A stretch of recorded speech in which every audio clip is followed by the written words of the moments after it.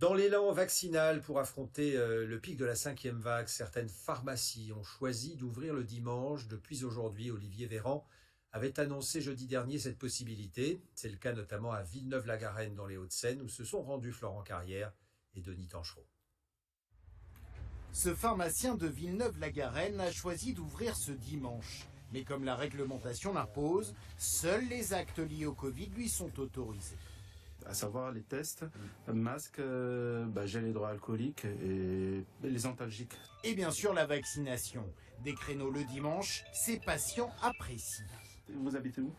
La rue Malmaison. Certains ont d'ailleurs fait plusieurs kilomètres pour se faire vacciner. C'est très pratique parce que c'est difficile de trouver encore des rendez-vous. Et quand on travaille la semaine, disons que le week-end c'est quand même plus pratique.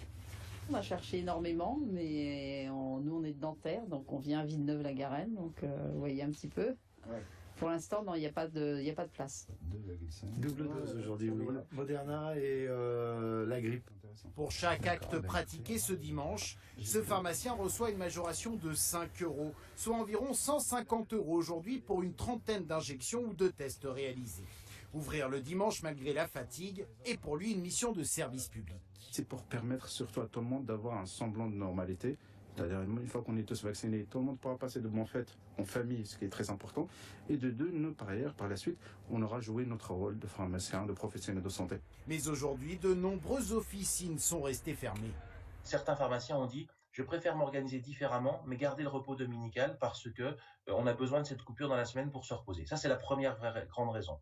La seconde, c'est que certains pharmaciens n'avaient pas forcément les doses nécessaires. Et la troisième, ce sont pour des raisons économiques, parce qu'avec 5 € de plus par injection, il est difficile de rémunérer des adjoints ou des préparateurs. Pour couvrir ces frais, l'Union des syndicats de pharmaciens d'officine souhaiterait en plus le déblocage d'une indemnité forfaitaire de 200 € par dimanche.